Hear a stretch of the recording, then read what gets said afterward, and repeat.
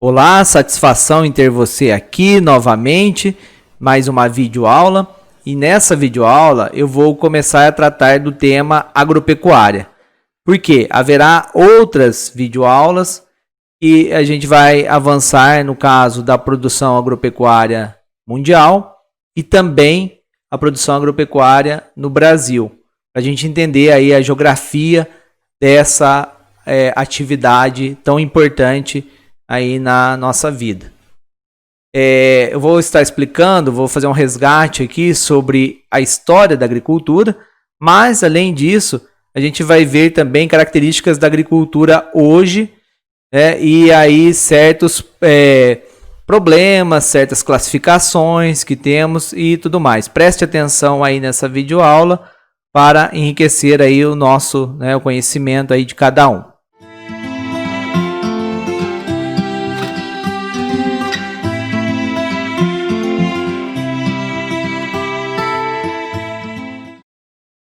Agora a gente vai seguir então com a história da agricultura. E aqui essas imagens que eu vou estar passando, percebam o que elas poderiam ter, né, de característica aí semelhante.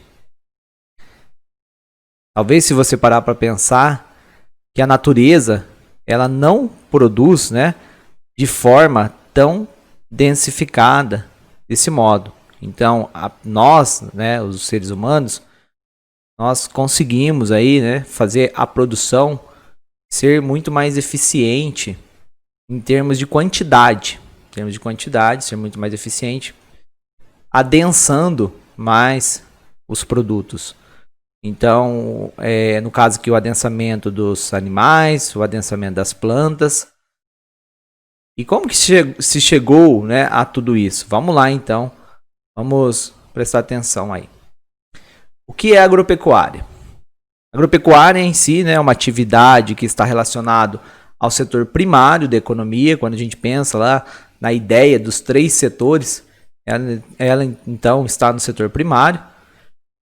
Suas atividades inicialmente eram voltadas exclusivamente para o consumo alimentar, mas foi mudando isso, e hoje, mais do que nunca, os seus produtos são utilizados diretamente aí para outras indústrias de alimentos, mas também outras indústrias, né? Por exemplo, indústrias de roupa, sapato, medicamento, biocombustíveis, para a área de beleza e tudo mais. Então, a produção que temos aí na agropecuária é muito maior que apenas produção para alimento, né? Produção alimentar. A agropecuária ela se distingue, né, da indústria. Por quê? Porque o fluxo produtivo dela depende diretamente de processo biológico e da natureza, olha lá, e do ambiente no qual se desenvolve. Então, as atividades do setor primário, muitas vezes, né, elas estão expostas aí às alterações da natureza. Está diretamente ali atrelado com ela para obter aí o seu produto. E quando que surgiu a agropecuária? A agropecuária ela tem o avanço, né, do jeito do homem produzir, aí, de domesticar as plantas, fazer todo o plantio, aí, o processo de estar ali cultivando alimentos. Ele é um dos marcos da história da humanidade, porque ele marca o período chamado aí de Revolução do Neolítico, né, ou também, né, a gente entende aí a nova idade da pedra. Então, que antes, né, anterior a isso, era o período paleolítico, né, também chamado lá, né, da idade da pedra antiga ou da pedra lascada, e aí vem o neolítico, a pedra polida.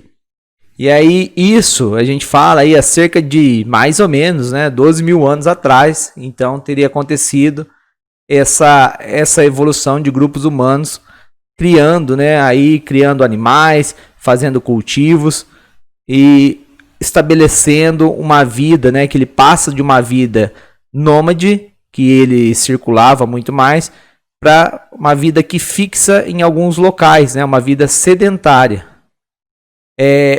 Basicamente, né, esse início da agropecuária, o que tem de registro é que foi, né, onde que ocorreu? Entre os rios Tigre e Eufrates, aquela região que a gente chama de Mesopotâmia, no entorno ali do rio Nilo, no Egito. Na China, entre o rio aí Yangtze-Kiang.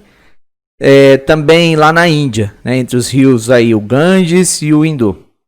Essas áreas desenvolveram, né, quando a gente pega nas aulas de história, grandes civilizações da antiguidade. Então, o que é interessante observar nesse ponto? Que a produção agropecuária, esse início, né, essa domesticação de plantas e a criação aí, domesticação de animais, possibilitou o desenvolvimento aí de grandes civilizações do passado.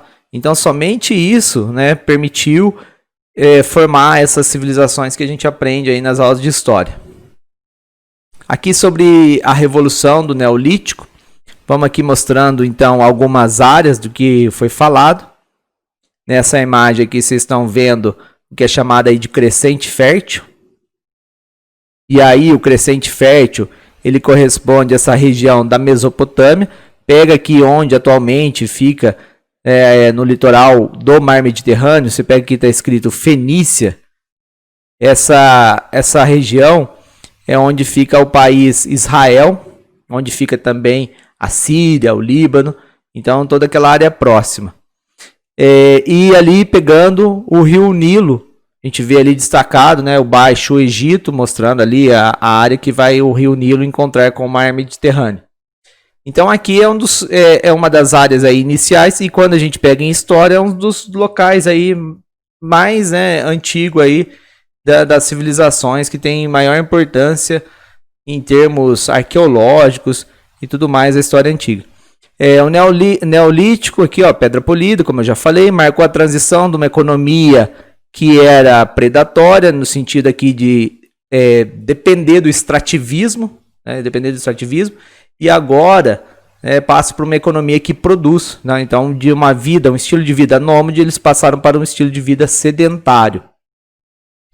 Essa revolução baseou na domesticação de animais, cultivo de plantas, começou nessa região que eu falei aqui, crescente fértil, que também parece, né, como se fosse aqui uma meia-lua, o formato.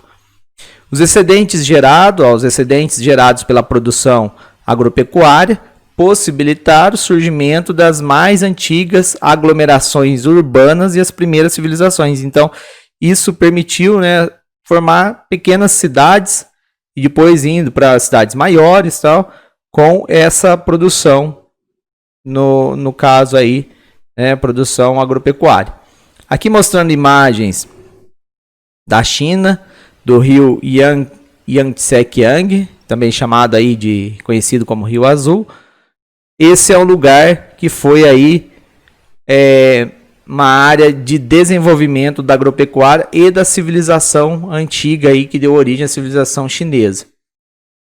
Tem outro rio também importante na China, que aqui está destacado nesse outro mapa, que esse daqui é o Rio Amarelo. Então tem o Rio Azul, que eles chamam, e o Rio Amarelo. São duas áreas aí bem importantes aí para que foi, né, o desenvolvimento ali da civilização chinesa.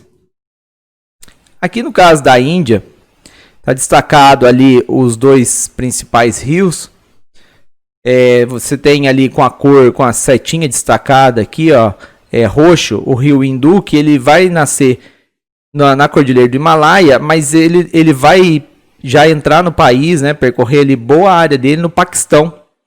Então a gente fala que é a Índia aqui, porque anteriormente o Paquistão chegou a ser parte, né, da Índia, então é comum falando isso, né? E o rio Ganges, que está aqui com o marcador vermelho, ele vai correndo ali, fazendo o percurso dele, né, nascendo aí na Cordilheira do Himalaia, né, as nascentes dele. E aí ele vai correndo no sentido leste, ele vai indo no sentido leste e depois entra no país chamado Bangladesh, e aí ele deságua no Oceano Índico.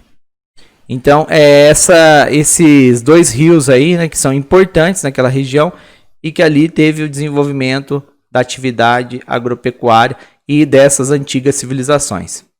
Tem aqui mais imagem, como eu falei lá do país, do Paquistão, da Índia e Bangladesh, está ali destacado. Vamos lá. Esse mapa aqui, ele junta todas essas civilizações.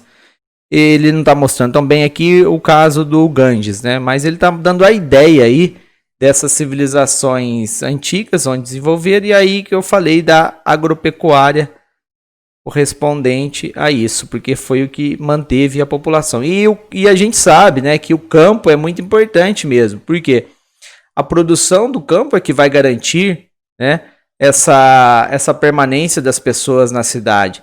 Só que hoje o campo também ele é muito relacionado, o que se produz no campo, a demanda de produção já é muito relacionado com a cidade e com a indústria, como eu falei antes, no comecinho ali, que não produz só alimento, né? No caso aí, para nosso consumo. O campo produz coisas para as indústrias, como a gente viu, medicamentos, para roupa, sapatos e até mesmo combustível. Né? Basta ver aí o caso, né, do etanol. Vamos aqui no desenvolvimento então da agropecuária. O desenvolvimento ele foi bem lento, né, e a qualidade da produção dependia das características da natureza. Então, muitas vezes teve impactos ambientais em certas áreas que acabou ali, né, significando até um declínio daquela população que dependia daquela produção de alimento. Por muito tempo, através da seleção dirigida, que é o quê? Essa seleção dirigida, ela é diferente, né, do que a gente tem hoje em dia, né, que temos o uso da genética, a bioengenharia, mas aí nesses primórdios não tinha, mas fazendo cruzamento ali, selecionando as melhores espécies, aí foi, né, desenvolvendo aí espécies cada vez melhores para obtenção aí desses alimentos. Então, através desta seleção dirigida, as sociedades produziram novas variedades de plantas e raças de animais. Ao longo do tempo, com a criação de técnicas e ferramentas, os humanos conseguiram diminuir e vencer os obstáculos naturais. Então, olha aqui que interessante, né? Uma coisa, que as técnicas foram, né, permitindo aí o homem vencer esses obstáculos da natureza. E uma técnica aí, uma grande revolução que a gente vai ver, né, no caso, ao longo da história, foi a própria questão do arado, foi uma coisa, que aí, né, inicialmente era puxado por animais, depois vai vir as máquinas no campo, máquinas aí como o caso do trator, e depois, mais para frente, o uso de produtos químicos, técnicas de produção agrícola, rotação de cultura, o uso do calcário, que eles chamam de calagem. Também depois a questão aí dos uso de produtos químicos para controlar pragas, a irrigação, que é algo muito antigo. Aí hoje a gente tem o melhoramento genético das plantas, então tudo isso foi permitindo esse aumento aí e o homem vencendo mais a natureza, os desafios. Aqui temos imagens, né, do que a gente foi aí, né, chegou, né, o que é atualmente, imagem de máquinas aqui fazendo a aração da terra, fazendo a colheita, outra fazendo plantio, né, a gente tem ali, né, então a colheita da cana, tem outros tratores ali com disco de arado revolvendo a terra, né, para entrar o ar, e uma plantadeira aqui, ó, semeadeira também chamado, seguindo ali, que parece ser um plantio direto que ela está fazendo. Então, ó, tratores, plantadeiras, colheitadeiras substituíram a tração animal e máquinas antes a vapor. A mecanização do campo foi possibilitando, né, possibilitou o uso das máquinas em quase todas as fases do cultivo. Então, hoje, né, praticamente em todas as fases do cultivo se usa máquinas. Com isso, teve alteração na questão aí do trabalho no campo, porque antes precisava de muita mão de obra diretamente com essa produção. A produção aumentou em quantidade e a mão de obra diminuiu, e hoje precisa-se de uma mão de obra especializada. Outros setores foram surgindo. Aqui a questão dos produtos químicos, e aí é algo que tem bastante questionamento, porque os produtos químicos, por um lado, se usado de forma inadequada, ele causa problemas para a nossa saúde, mas, por outro lado, também tem a questão aí, né, de conseguir controlar as plantas, ali, uma vez que o ambiente é aberto, controlar no caso aí de doenças, pragas, fungos, né, ervas daninhas, e aí você fazer uma produção grande, como que você consegue manter o controle daquela área de plantio? Então são questões que foram surgindo. Os fertilizantes, nutrientes aí que são usados, né, no caso aí para dar alimento para as plantas, para o solo, né, para ela desenvolver com vigor. Então daqui, ó, descobriu-se que os elementos essenciais das plantas são basicamente o nitrogênio, fósforo e potássio. Atualmente, muitos agricultores utilizam fertilizantes químicos com nitratos, fosfato, para aumentar a produção, né, a produtividade das culturas. Então, sabendo aí dessa química, né, das plantas, aí foram desenvolvendo produtos que coloca-se diretamente ali para ter um desenvolvimento melhor. Mas, de novo, volto a falar aqui, tudo isso, né, tem que ser pensado aí de forma adequada, porque o excesso causa outros problemas no meio ambiente. É o caso de certas áreas de produção agrícola próxima ali, tem caso de lagoas sofrerem um processo chamado de eutrofização, que é devido aí à quantidade de nitrogênio que acaba chegando, que passam, né, nas áreas de plantio e acaba chegando no leito de rios, em lagoas e tudo mais. Vamos lá, a questão da irrigação.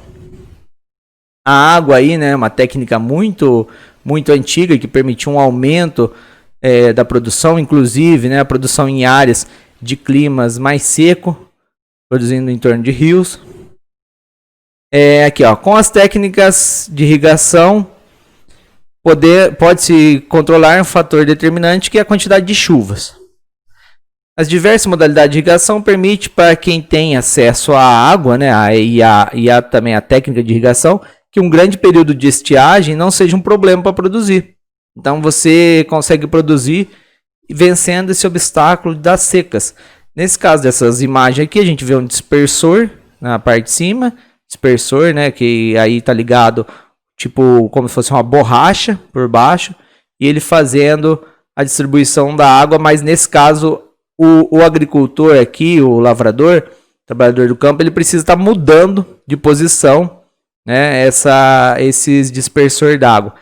E embaixo a gente vê um caso que é mais automatizado, mecanizado, que é o caso do pivô de irrigação central. E aí tem rodas que tem uma base com motor que faz ali, né, girar essa tubulação que solta a água, ela vai mudando de posição. Questão aí da biotecnologia, isso que está avançando cada vez mais.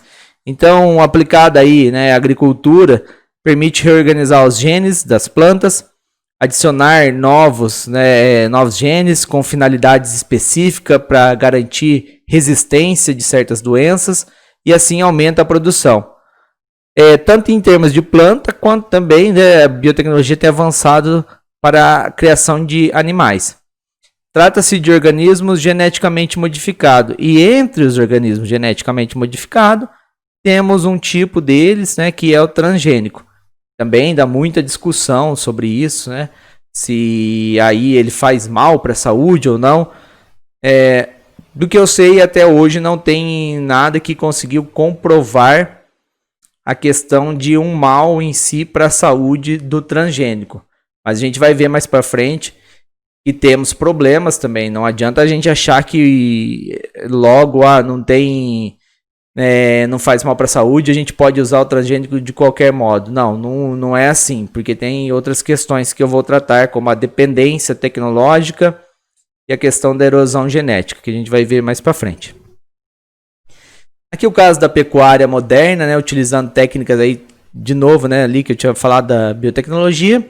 Então vem aqui, ó, técnicas de genética para a criação de determinadas raças de animais, e aí inseminação artificial, medicamentos e tudo mais para aumentar a qualidade, no caso do rebanho, a maior produção, nesse caso aqui de leite, dessa imagem e assim por diante. Então, cada vez mais a gente percebe o quê? Que a ciência chegou na agropecuária.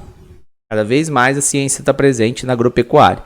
Se antes teve um processo aí que veio a uma mecanização, que foi indo gradualmente, hoje a ciência está muito forte e aí o campo está ligado diretamente com laboratórios de pesquisa e tudo mais.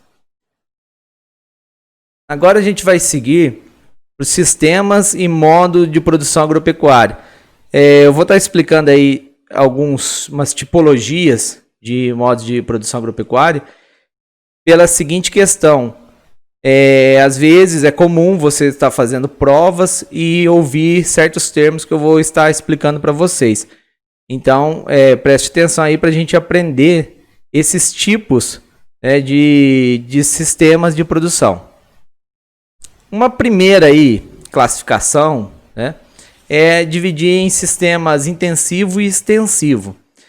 E aí, qual que é o que acaba, né, diferenciando um do outro? É a quantidade de produção que vai ter pelo espaço que vai ocupar. Será isso. Então, o sistema intensivo é aquele que vai ter uma alta produtividade por um espaço menor. Já o extensivo, a produção em si, para chegar, né, uma produção, vamos dizer assim, uma determinada quantidade final, vai ter que ocupar uma vasta área. Seguindo aqui, então, as condições de produção agrícola e pecuária são muito diferentes em diversos locais de produção. Mas alguns aspectos são comuns e permite fazer uma classificação, então, em sistema intensivo e extensivo.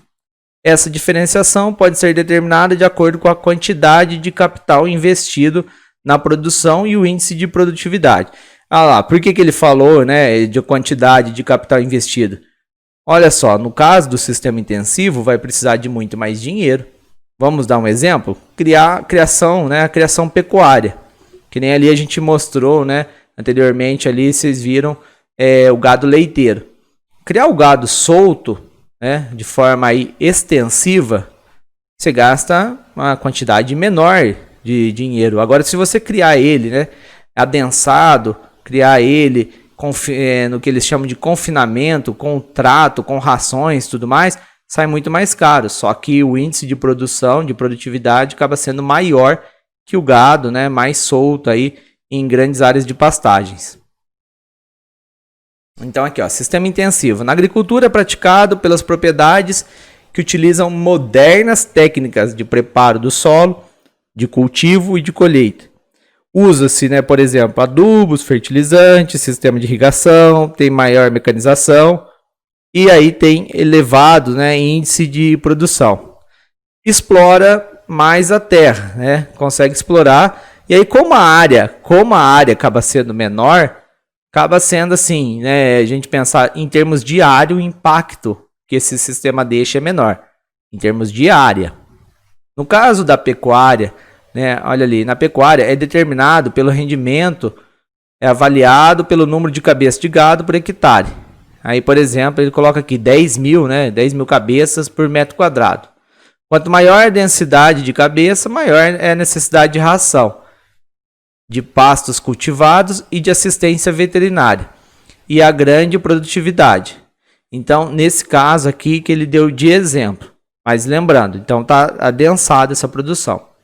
Aqui mostram os exemplos, né, de caso aí de agricultura, ali de forma intensiva, a produção aqui, né, toda mecanizada. Você já vê aí o exemplo das máquinas colhendo o que parece ali ser soja. A questão aqui do gado recebendo trato, né, a gente vê ali, ó, eles estão com pouco espaço ali comendo direto. Então ali tudo no caso da ração. Agora vamos pensar no outro caso, que é o sistema extensivo. Então o intensivo junta mais, adensa mais, tem maior gasto, mas a produção é maior. Já o sistema intensivo, ele usa áreas maiores, tem menores gastos, mas também a produção, né, acaba sendo menor. Na agricultura é praticado por propriedades com técnicas mais rudimentares, com baixa exploração da terra e com menor, né, índice de produtividade. E na pecuária é caracterizado por criar o gado alimentado apenas pelas pastagens, né, por pastos ali naturais e com baixa produtividade também. Tanto as práticas intensivas e extensivas causam impactos ao meio ambiente. Olha só, então naquele caso que eu falei antes, Não é que o intensivo não causa impacto, ele também causa, mas em termos de área, é uma área menor. Entretanto, as intensivas, pela quantidade de insumo, recursos, técnicas, são as que mais geram impactos ambientais, no caso com o uso de máquinas e a poluição pelos insumos agrícolas. Então, o caso de poluição de forma ali indireta de máquinas acaba sendo maior no outro, mas em termos de área ele é menor porque a área é concentrada. Aqui alguns exemplos de produção aí, né, no sistema que ele é diferente daquele que era o intensivo, esse é o extensivo. Você vê ali que as técnicas são mais rudimentares, está aqui mostrando, né, a pessoa ali fazendo a aração da terra, mas com animais puxando o arado. Aqui temos canteiro de plantação também, ali de plantio, né, de verduras, criação de gado, outro exemplo. Vamos lá. Então agora a gente vai ver uma outra classificação. Então, ó, tomem cuidado, né, para que a gente está aprendendo. A gente vai acabar vendo aí vários tipos de classificação. Então a gente entendeu sistema de produção intensivo, sistema de produção extensivo. Agora é outro tipo. Então tenta não confundir, porque a gente vai ver agora agricultura familiar e patronal. Tá? Então pode ter patronal, por exemplo, intensiva, pode ter patronal extensiva. Pode ter agricultura familiar intensiva, pode ter agricultura familiar extensiva. Então já estamos em outro aqui.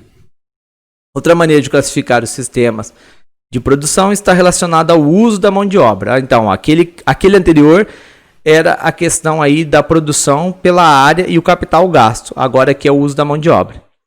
Na agricultura familiar, a administração da propriedade, os investimentos e a maior parte do trabalho é feita, né, por uma família ali, sendo eles, né, o dono da terra ou não, porque talvez eles arrendaram a terra. Né? Então, eles estão ali produzindo, mas é uma produção que a família está envolvida. E em alguns casos, eles chegam até mesmo a contratar trabalhadores. Já o caso da agricultura patronal, qual que é a diferença básica? Que aí já começa um modelo, né, muito mais empresarial, muito mais ligado aí como se fosse uma indústria no campo. Então prevalece a mão de obra contratada, aí no caso é desvinculado da família, do administrador, proprietário da terra. Esse caso, exemplo de agricultura patronal, se a gente pensar em lavouras de cana-de-açúcar que já estão ligados diretamente com as usinas de açúcar e álcool. Esse é um exemplo bem claro de agricultura patronal. Agora a agricultura familiar tem muito caso que a produção, por exemplo, de plantio de feijão, batata, acaba sendo ali uma família ali que toma conta da milho, né, que acaba produzindo. Outros tipos de sistemas de produção. Aqui no caso, né, eu vou dar uns exemplos que existe no Brasil, tem um caso que existe em Israel e teve um caso que existiu na Rússia, né, na época lá que era a União Soviética.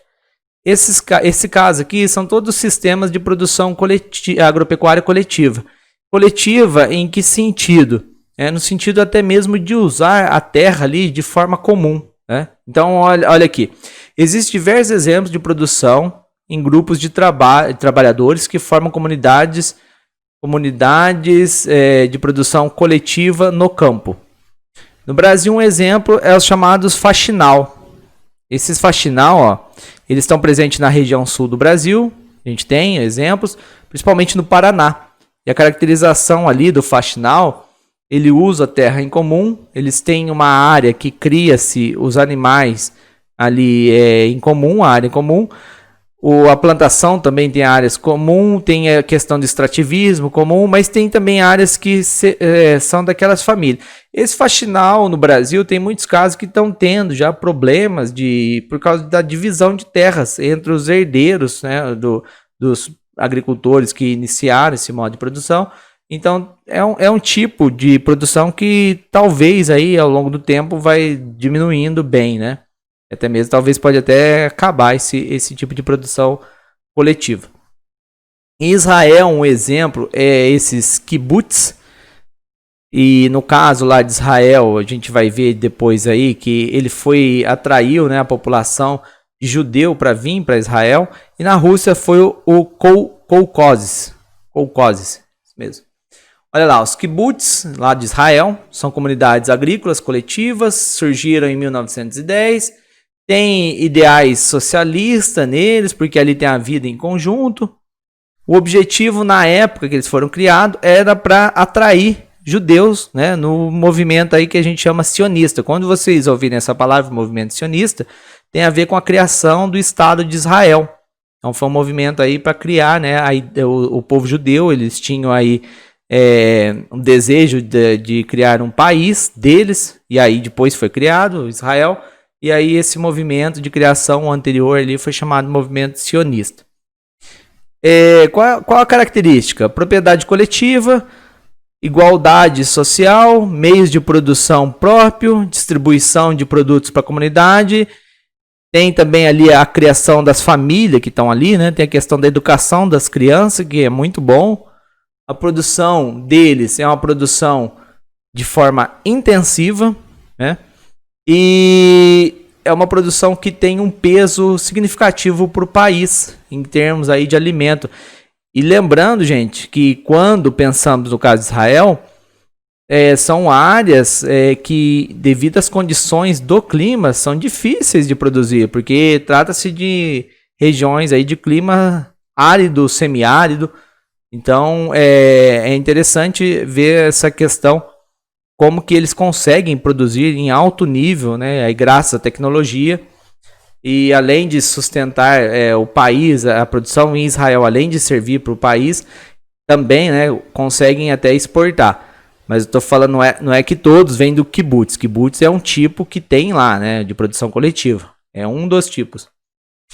Esse kolkhozes, né, criado em 1927, no caso lá da União Soviética, era o quê? Para coletivização da agricultura na época da União Soviética, porque no caso antes a produção ali estava na mão dos camponeses, mas era um sistema que a terra eram de alguns, de outros trabalhavam ali como empregados na terra, mas aí o modelo socialista foi criando fazendas coletivas e que eles trabalhavam para o Estado. Então os trabalhadores eles recebiam parte do que produziam nessas fazendas, que servia para suas famílias e tudo mais. Esse processo acabou, né, desses kolkhozes, esse modo de produzir, acabou com o fim da União Soviética em 91. Agora vamos aqui, a gente vai ver sistemas de produção agrícola tradicionais. Sistemas tradicionais. Então esse tipo, em regiões mais pobres, em locais que não está ligado diretamente a uma empresa, uma produção aí como produção no campo ligado com o capitalismo, né, ligado com empresas, nada disso. Acaba sendo esse exemplo aí da produção para a própria existência, né, o que a gente chama aí de subsistência. A agricultura de subsistência, ela atende a necessidade básica do agricultor e da sua família.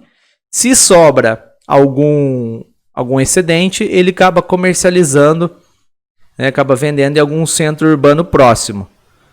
Mas a produção deles é bem baixa. Então, geralmente, aí, pequenas propriedades, poucos recursos, é característico de regiões pobres. Outro tipo de sistema tradicional são aqueles, né, chamado aí de agricultura itinerante. E aí, quando a gente ouve a palavra itinerante, pensa aí que muda de lugar a área de plantio. Esse tipo de agricultura, conhecido pelo nome, tem um exemplo também, né, o nome de coivara, que aí os índios, né, faziam essa prática, os indígenas faziam aqui no Brasil, né, os nativos faziam aqui no Brasil, e outras áreas também, né, tem esse exemplo, que é o quê? Costuma atear fogo, né, então ele coloca fogo na mata para fazer a limpeza ali do terreno, e aí faz o plantio. Cultiva-se por alguns anos, vai fazendo plantio, aí depois quando vê que a própria fertilidade da terra está entrando em declínio, ele vai e muda, né? Queima outra área para limpar outro terreno e começa a fazer o plantio ali nesse novo lugar. Então vai tendo, né, uma rotação diária, ele vai abandonando uma área, indo para outra. Não há técnica de conservação do solo, então o solo acabou ali de certo modo se esgotando, mas como ele foi para outra área e aquela área que ele acabou de usar ele deixa por um bom tempo sem uso, a própria natureza vai recompondo ali, né, os nutrientes daquela área e de certo modo vai tendo ali, né, um processo de diminuição ali da perda de fertilidade, vai aumentando, vai regenerando, uma recuperação ambiental, a gente pode falar. A partir disso, o processo de desmatamento reinicia em outra área. A área atingida fica abandonada e começa a se regenerar. Posteriormente, ele pode voltar ali, né? Poderá voltar e desmatar aquela área de novo. Então, ela está recuperada, acaba voltando. Aqui, exemplo, né, de imagem praticando aí coivara. Sistemas tradicionais. Vamos aqui falar de agricultura de jardinagem. Esse caso não é comum aqui no Brasil, mas áreas do sudeste asiático é comum a gente ver esse tipo de plantação. É praticado no sudeste asiático, regiões super povoadas e de verões muito chuvosos. Utiliza técnicas de irrigação, adubação, cuidados com o solo, capaz de garantir uma grande produção. O principal produto, no caso do sudeste asiático, o arroz, mas também, né, produz outros alimentos. Propriedades são pequenas e utiliza-se bastante mão de obra. E aí talvez o nome jardinagem tem que pensar nesse sentido. E destacou aqui, ó, bastante mão de obra, porque é como se fosse cuidar mesmo, né, de jardins ali, que seria um cuidado muito maior. Tem casos de áreas de encostas que esse sistema agrícola, eles fazem o que a gente chama de terraços. E esses terraços servem justamente para conter o processo de erosão dos solos, porque se não tivesse terraço e plantar em áreas com relevo muito inclinado, ia vir a chuva, né? E aí a própria concentração da água da chuva ia causar processos erosivos que ia acabar levando os nutrientes do solo e também o plantio que fizeram, né? Então, para conter essas áreas e conseguir produzir, porque ó, veja só, no começo ali, no primeiro item, a gente destacou, ó, verões muito chuvosos. Então, são áreas que chove muito e aí eles fazem esses terraços que parecem degraus nas encostas, que vocês estão vendo aqui pela imagem. E aí esses degraus servem para quê? Segurar, né? Segurar aí, quebrar a velocidade da água da chuva, que estaria escoando, né, um escoamento superficial, e ia ter muito processo erosivo. Vocês podem até observar que lá embaixo, né, nessa imagem, tem o rio passando. Então tá ali, né, essa área de vertente, toda cheia de plantio do que parece aí ser arroz. Então, cheio de plantio de arroz. E não tem, aparentemente, que pela imagem, não parece ter uma erosão significativa aqui em algum lugar que a gente consegue identificar que está desmoronando tudo. Não, esse jeito de fazer esses degraus acabou aí amortecendo a velocidade da água. Aqui outro exemplo na imagem de fundo, a pessoa ali fazendo plantio de arroz também, né? Então aí o que caracteriza a agricultura de jardinagem é que precisa de bastante mão de obra, bastante cuidado. Agora um outro sistema que a gente vai falar, e aqui ligado inicialmente ao capitalismo, aquela fase do capitalismo que a gente aprende, que foi o capitalismo, o mercantilismo, foi lá na época das grandes navegações, que é o chamado aí sistema plantation. Então, quando vocês ouvirem essa agricultura de plantation, já pode começar a lembrar, ó, foi na época aí das explorações coloniais, e aí ele foi levado, esse modelo de produção, ele foi levado aí para as colônias. E por que fizeram esse modelo de produção? Olha só, vocês têm que lembrar o seguinte, na época colonial, a produção das regiões aí chamadas de colônias era para abastecer a metrópole. Então era para fornecer ali produtos que serviam para o comércio lá nas regiões que eles chamam de metrópole, que foi o caso, o nosso caso aí, nós fomos colonizados por Portugal, então a metrópole, Portugal.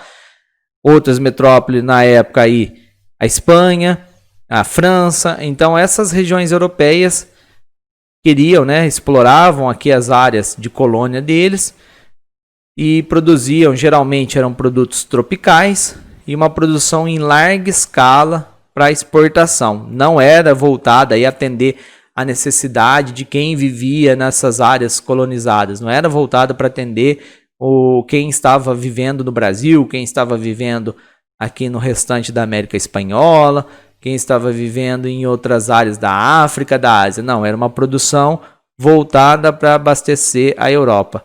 Inclusive, tem vários exemplos de contradição disso. Por quê?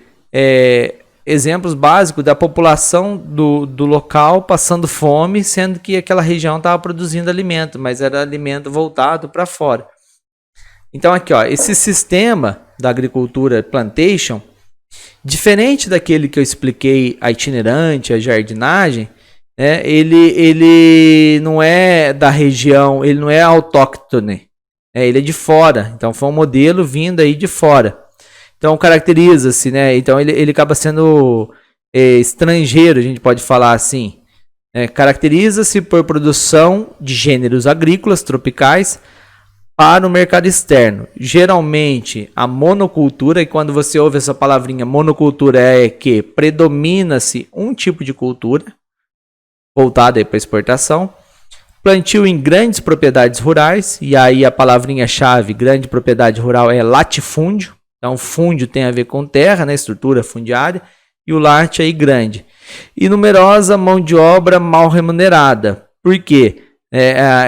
Tem que ter aqui, no caso, né, para ser competitivo internacionalmente, essa produção, eles utilizavam uma mão de obra aí que pouco tinha de gasto com ela, para ter essa vantagem. Inicialmente, nas épocas coloniais, era o caso, né, de utilizar a mão de obra escrava. Depois, com o fim da escravidão, não utiliza-se mais a mão de obra escrava, mas a gente ainda usa o nome plantation, porque tem vários casos, aqui mesmo no Brasil, de produção desse tipo, que se paga muito mal, né, para o trabalhador, pensando que naquela produção, desde que ela seja competitiva para exportação. Aqui temos exemplos de imagem aí no caso do sistema plantation. Você vê aqui que é uma lavoura, né, que pega aí áreas gigantescas, né? Vamos agora para essa parte seguindo. Revolução Verde, biotecnologia. E aí eu vou falar da diferença de organismo geneticamente modificado e o transgênico. Dependência na agricultura. Então a gente vai nessa parte mais específica agora. O que foi a chamada Revolução Verde? Olha só, na década de 50, e aí você vê, década de 50, o que aconteceu? Antes, né? Um pouquinho antes. Antes teve a Segunda Guerra Mundial. Então, isso da Revolução Verde está muito relacionado com a Segunda Guerra Mundial. E aí vocês vão entender. Foi a Revolução Verde, foi na verdade aí tipo uma transferência tecnológica que houve, né, dos países mais desenvolvidos para os países mais pobres. E aí essa inovação, olha lá, representou um conjunto de inovações proposto aos países mais pobres que tinham o intuito, né, de melhorar as práticas agrícolas para resolver o problema da fome. A partir da década de 50, Estados Unidos e a ONU incentivaram a implantação de mudanças na estrutura fundiária e nas técnicas agrícolas em vários países subdesenvolvidos. A intenção era evitar o surgimento de insatisfação popular causados pela fome e levar à instalação de regimes socialistas nesses países. Olha só que coisa, né? Eles estavam dizendo aí que era para combater também, né, o avanço do comunismo no mundo. Então, nessa época, e aí a preocupação era como se fosse, vamos levar um desenvolvimento para eles. Mas, na verdade, né, teve o que se caracterizou foram outros interesses. Por quê? E aí eu tinha falado da Segunda Guerra. Durante a Segunda Guerra, muitas indústrias perderam ali, né, indústrias de guerra estavam perdendo ali seu significado, principalmente indústrias na área química. E aí, como estavam ficando ociosas, a questão aí de encaixar, né, na produção de insumos agrícolas, né, de defensivos agrícolas, vai ser muito bom para essas indústrias ter venda de produtos. Então, olha aqui, qual que era a proposta da modernização da Revolução Verde? Eles colocavam como ideia aí utilizar produtos químicos, adubos, inseticidas, herbicidas, sementes melhoradas, mecanização do solo, do cultivo e da colheita. Então, como que esses países pobres, né, iam conseguir chegar a essa produção aí, fazer, né, obter recurso para comprar isso? Aí os Estados Unidos, ele então oferecia financiamento, comprava-se produto deles, né, importava-se máquinas, os insumos, e vinha o pessoal técnico para explicar, né, como que isso se adequava.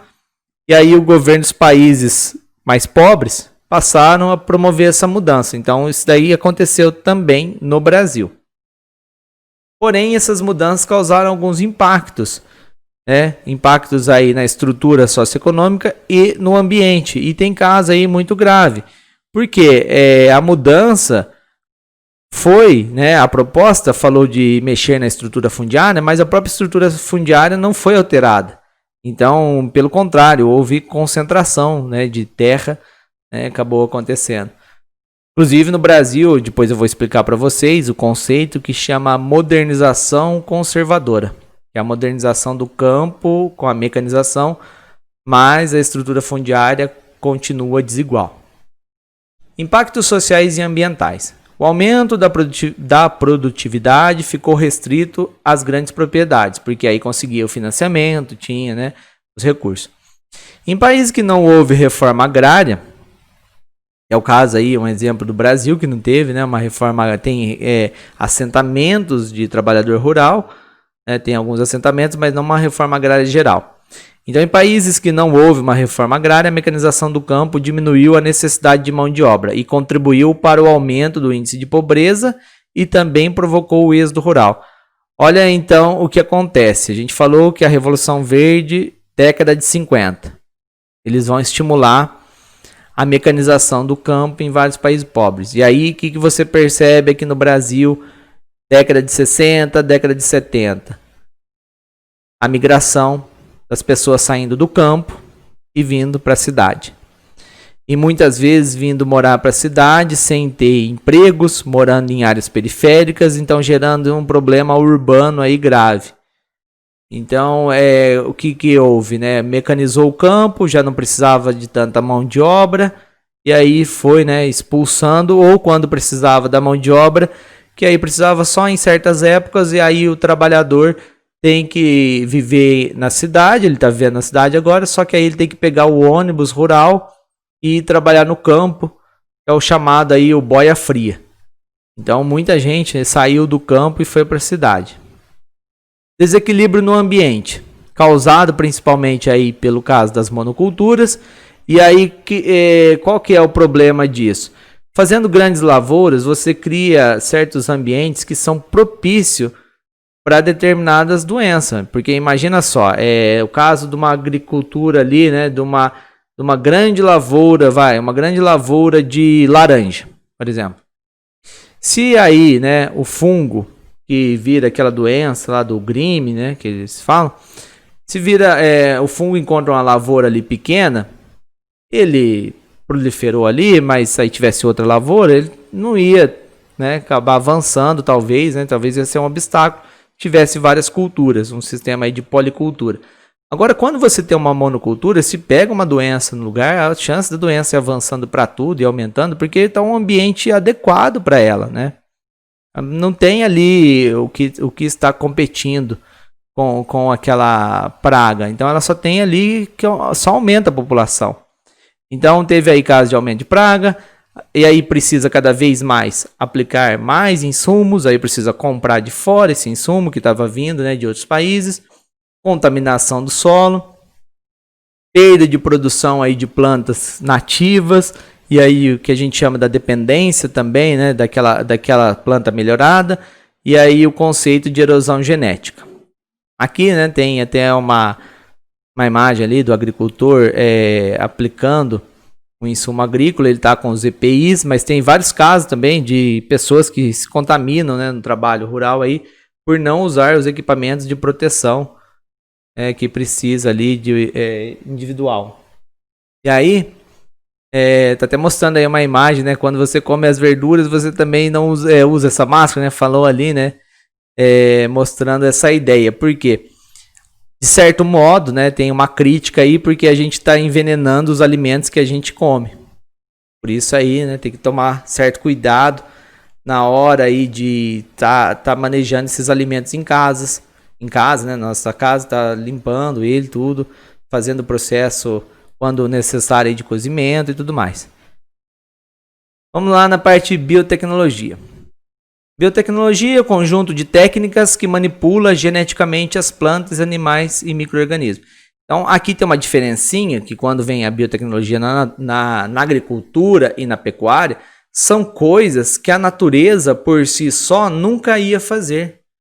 Né? Porque agora a alteração é muito mais, vamos pensar assim, uma alteração que veio com a ciência junto, né? A ciência entrando aí na agropecuária e a alteração é um nível genético. Então essa alteração aqui você não conseguiria fazer isso, né, naturalmente. Então isso daqui precisa, né, no caso aí é laboratórios. Essas técnicas de biotecnologia vêm sendo estudadas desde o início da Revolução Verde e continua aqui cada vez mais, né, vai avançando nisso. A Revolução Verde criava sementes híbridas. O que seria sementes híbridas? Cruzamento de sementes, mas a espécie vegetal era a mesma.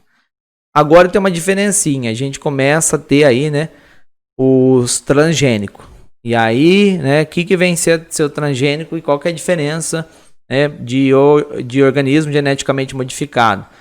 Na verdade, o transgênico ele é um organismo geneticamente modificado. Então, o transgênico é um tipo desse. Mas por que tem diferença? A diferença é que o transgênico, ele, na alteração ali dele, foi utilizado uma parte ali genética que não é daquela espécie. Então, foi pego de outra espécie. Né? Então, quando a modificação genética de um organismo não adiciona material genético de uma espécie diferente, é só organismo geneticamente modificado. Agora, e quando envolve a introdução de um ou mais gene de outra espécie, e às vezes, né, não é nem mesmo daquele tipo de planta, né? Então aí sim, né, aí no caso é um transgênico. Então quando muda o gene e pega de outro tipo de outra espécie vegetal ou até mesmo de animal ou de inseto, vai pegando aí de outra parte, aí a alteração, né, o caso é o transgênico. Então, quando fala assim transgênico, você tem que lembrar que houve a mudança ali pegando partes de outra espécie. Agora, quando pega da mesma espécie, mas vamos imaginar uma outra variedade dentro da mesma espécie, aí é somente organismo geneticamente modificado. Aqui a gente tem exemplo, né, de imagens de produtos que tem ali essa marquinha. Essa marquinha aí, esse T, já está indicando que é transgênico. Tá? Você vê ali na embalagem. Tem discussão se faz mal ou não, como eu acho que já falei anteriormente, mas não tem nada comprovando que faça mal para a nossa saúde. Então, de certo modo, nesse aspecto é vantajoso, mas tem outros aspectos que é um pouquinho complicado, que a gente tem que tomar cuidado. Então, aqui é uma imagem, né, mostrando aí exemplo de tomate. Se pensar em tomate comum, caso aí, né, que a natureza aí produz, né, no formato, né, natureza não, né, porque já também houve, né, o caso lá do melhoramento da seleção dirigida que eu falei nos slides anteriores. Então já teve bastante mudança. Mas o caso quando a mudança foi profunda, né, em termos de genes, né, aquela mudança bem específica usando a ciência. Olha que produto que chegou, né? Nesse caso aqui, um tomate que consegue durar muito mais tempo, né? No caso ali, para aguentar o consumo. Então, tem coisas que acaba sendo uma vantagem para nós mesmos, né? Um exemplo aqui, de países, né? Esse mapa aqui de 2011 está mostrando aí a produção de organismos geneticamente modificados no mundo. Você vê que o Brasil tá com a produção aí bem alta, tem avançado bastante. A Argentina também, mais o campeão aí de produtos, né, de plantio de produtos geneticamente modificados, produção agrícola geneticamente modificada, são os Estados Unidos. Então tem sido aí uma tendência. E aqui tem até explicando alguns produtos, a soja, o algodão, né, mostrando ali caso de também plantio de milho e tudo mais. Vamos lá. Quais são as polêmicas? E aí eu quero que vocês prestem bem atenção aí nessa parte. Qualquer coisa, para o vídeo um pouquinho se você estiver cansado. Depois você retoma aqui para entender essa parte da polêmica. Olha só. Efeitos para a saúde. Então, como eu falei, não existe estudos conclusivos se é prejudicial. Alguns estudos afirmam que causa alergia, problema de fertilidade, né, e que até contribui para casos de câncer. Outros apontam que não há nada que comprova esse risco. Então, é uma discussão aí que não é conclusiva. Mas, ainda assim, então vamos pensar. Tudo bem, então, se... não faça mal para a saúde, mas vamos ver os outros problemas. E aqui a gente tem que ter o cuidado. Risco à biodiversidade. E o que seria esse risco à biodiversidade? Olha só que eu vou voltar aqui nessa imagem. Se você vê aí nessa imagem, está mostrando ali que planta-se muito organismo geneticamente modificado nos Estados Unidos, mas o México está com um número menor, né?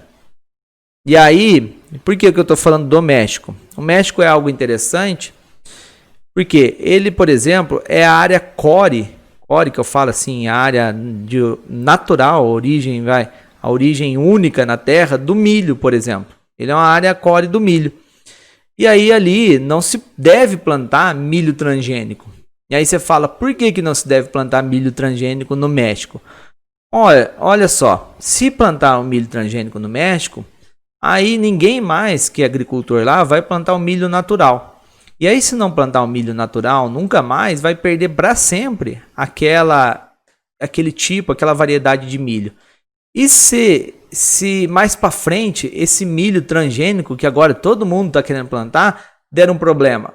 O que a gente vai fazer para ter aquele milho, aquela variedade natural que tinha? Não tem mais, perdeu. Então isso é o que eles chamam de erosão genética. Então certos tipos de plantas em certos locais não pode ter ali o transgênico, porque senão o transgênico vai competir com a produção local e aí aquela variedade natural nunca mais vai ter e vai se perder para sempre.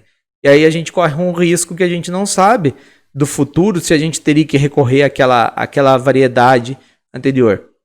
Então, esse que é o risco à biodiversidade. Então, fica bem claro, certos locais, que são áreas core, não pode produzir aquele tipo não ter aquele plantio de transgênico. Outro problema, dependência de patentes. E aí, o que é isso?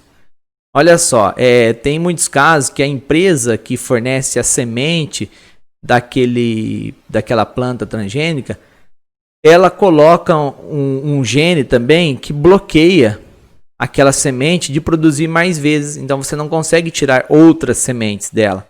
E aí você tem que ficar comprando produto deles. É o caso, né, de certas variedades de soja que eles alteram o gene e aí você planta uma vez ali, outras vezes você já não consegue plantar mais ou não dá uma produção adequada. Então aí tem que comprar de novo da empresa ali que fez, né, aquela semente transgênica. E aí isso acaba cada vez mais dependendo de tecnologia de fora, de transferir dinheiro. E qual que é o problema disso? É que esse mercado do transgênico, que envolve aí, eu falei, ciência, está concentrado na mão de poucos, né? Na mão de poucas empresas. Então esse que é o problema. Olha aqui especificando melhor sobre o que eu falei antes de erosão genética, ó. É a perda da diversidade genética entre e dentro, né, de populações ao longo do tempo, devido à intervenção humana ou mudanças no próprio meio ambiente. Essa perda pode ocorrer devido a variedades mais resistentes de determinada planta surgirem. Na agricultura, ela se manifesta na forma de uniformidade genética. O melhoramento genético é uma oportunidade para que agricultores que cultivam variedades mais produtivas, eles continuam só com aquela produtiva. E aí, qual que é o problema? Diminuir a biodiversidade. Então, já acontece isso da erosão genética antes de ter os organismos geneticamente modificados. Imagina agora, então, se a gente autorizasse, né, se o mundo fosse autorizado a produzir o organismo geneticamente modificado nessas áreas core. Ia perder para sempre. Na área da pecuária, também um esgotamento genético do gado, devido em grande parte no cruzamento das raças locais com raças introduzidas. E aí você tem sempre a preferência de uma determinada espécie de gado que é melhor e acaba tendo só aquele e acaba perdendo também, uma matriz, né, de gene, você não tem nunca mais. Por quê? Perdeu aquela variedade que agora só tem determinado tipo de gado e assim foi tendo a erosão genética. Sobre isso, olha que coisa, né? Pensando nisso, já tem aí acordos internacionais, que é o chamado aí Protocolo de Cartagena sobre biossegurança. Olha lá a importância de manter, né, essas matrizes desses alimentos. É um tratado então ambiental que faz parte da Convenção sobre a Diversidade Biológica. Foi aprovado no ano de 2000. O Brasil entrou nesse tratado em 2003. Atualmente, 130 países fazem parte. Então, se você ouvir então, Protocolo de Cartagena, serve para quê? Para aquele assunto que eu acabei de falar dos organismos geneticamente modificados. Este protocolo visa assegurar um nível adequado de proteção no campo da transferência, da manipulação e do uso seguro de organismos vivos modificados. Aqui, ele dá até outra sigla, né? OVMS. Resultantes da biotecnologia moderna que possam ter efeitos adversos na conservação e no uso sustentável da diversidade biológica, levando em conta os riscos para a saúde humana decorrentes dos movimentos transfronteiriços. E aqui no caso, né, ele está pensando aí em questão até mesmo de um país que é vizinho do outro e um pode produzir determinado produto, o outro não pode, porque ali é uma área core, então tem que ter uma regulação aí para não ter essa perda, né, daquela variedade, se o transporte ali, se a movimentação ali não tomar cuidado.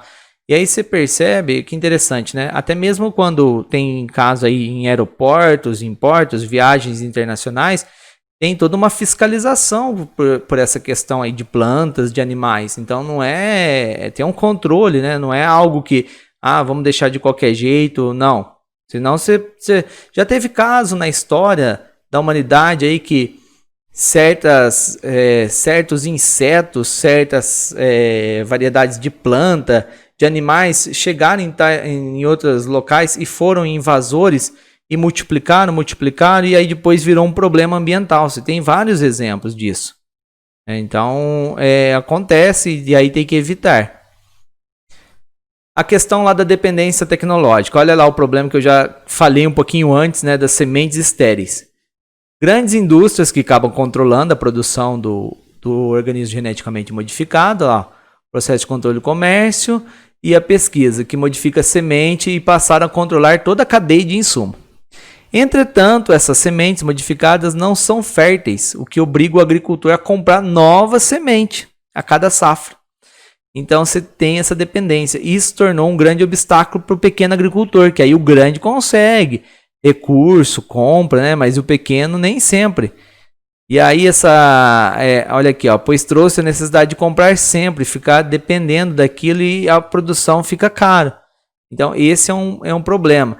E aí nesse setor de organismo geneticamente modificado, certos tipos de plantas de cereais, por exemplo, tem ali 6 empresas que controlam o mercado global, né? Então é um negócio muito concentrado, é uma dependência aí bem complicada. Então, observando a lista de cultivos liberados, né, de organismos geneticamente modificados liberados para o plantio no Brasil, a gente tem ali, né, 5 tipos de soja, 18 de milho, 12 de algodão, além de feijão. Temos a noção das poucas empresas que controlam a produção de transgênicos. Então, a gente vai ter um pouco da noção como que é. Ó. Com exceção da Embrapa, que aí é brasileira, né? que utiliza também transgênico, tem, mas aí você vê como que está concentrado. Olha as empresas, a Monsanto, que é a sede nos Estados Unidos, a Syngenta, a DuPont, a BASF, a Bayer e essa Dow. Então, são poucas empresas concentrando esse setor e aí tem que comprar a semente deles. Aqui tem até a imagem de algumas dessas variedades que eles têm aqui, no caso de milho, algodão, soja. A Embrapa está produzindo ali, no caso, nessa imagem, feijão e também tem produção de soja. Mas aí essa questão de dependência, como eu falei. E aí, se por um lado você tem esses problemas que a gente falou ligados, né, à biotecnologia, por outro você tem também algumas propostas que vêm surgindo aí. O caso da agricultura orgânica e também um Banco Mundial de Sementes que criaram, né, nesse arquipélago de Svalbard, na Noruega. Então, o caso do Banco Mundial de Sementes, né? Ele fica nesse lugar bem próximo, essa ilha, esse conjunto de ilhas, né, o arquipélago fica bem próximo ali do que seria o Polo Norte, né, o Polo Norte geográfico. Você vê que nessa imagem de satélite está mostrando aqui as coordenadas geográficas e vocês percebam que está ao norte do Círculo Polar Ártico. Então está um local ali que é bem gelado, ali, bem frio, porque no caso é muito bom para conservar mesmo as plantas ali, as sementes, né? Conservar a semente, que é um banco de semente. Tá aqui, ó, esse Svalbard Global Seed Vault, uma construção protegida instalada no interior de uma montanha de gelos eternos, situada a cerca de 1.000 quilômetros do Polo Norte, no arquipélago de Svalbard, na Noruega. Nesse local é preservado um dos bens mais preciosos do mundo. São sementes de plantas de diversos locais da Terra. Então até mesmo o Brasil já mandou, tem lá, né, sementes, né, que é um banco de sementes. Então tem sementes lá de arroz, feijão, trigo, várias coisas. E os países mandam e acabou concentrando. Então é algo como se fosse um cofre aí, né, para guardar essa semente, caso precise. E já precisaram. Já tem vários casos que precisaram pegar a semente ali, né? Que teve crise em alguns locais e tiveram que buscar. Sementes são conservadas a 18 graus negativo, que aí vai garantindo a sobrevivência dela. Inclusive em caso de guerra ou se tiver, né, algum desastre natural, naquela temperatura a maior parte das sementes pode sobreviver por milhares de anos. Então estima aí, né, até 20 mil anos elas conseguem ficar ali naquele local. É um projeto global, tá aqui, ó, apoiado pela ONU, né, e por esse organismo da ONU aqui que está ligado à produção de alimentos. Então, a Noruega ali que banca principal, porque também está no território deles. O banco de semente é o maior e mais completo. Então, vários países também têm banco de semente, mas esse acaba concentrando, né, muito mais. O maior banco de sementes do mundo. Mas em vários outros países existem bancos nacionais que garantem a conservação. Aqui tem imagens, né, do interior dele. E aí um exemplo aqui de uso. Olha lá. Teve a guerra da Síria, ainda tem, né, conflito na Síria, e aí foi retirado sementes desse banco, né? Precisaram lá buscar, ó, sementes buscadas inclui trigo, centeio, gramíneas, destinada a clima seco. Elas foram requisitadas por um grupo de investigadores do Oriente Médio para substituir as sementes que antes lhe eram fornecidas por um banco genético lá, né, na Síria, perto da cidade de Alepo. O banco de sementes lá da Síria continua funcionando, apesar da guerra, porém não é capaz de manter o papel que antes ele cumpria, de fornecer semente. Ele era o centro ali de troca e distribuição de sementes no Oriente Médio, então ele não estava dando conta, e outros países precisando também, naquela região, aí pegaram, né, desse exemplo. Então é isso, obrigado aí pela sua atenção e bons estudos. Na sequência, depois, né, a gente vai ter outros vídeos sobre esse tema da agricultura, que aí eu vou tratar da agricultura dos países, no caso a agricultura mundial, e depois a gente falando de agricultura no Brasil, espaços de produção agropecuária no Brasil.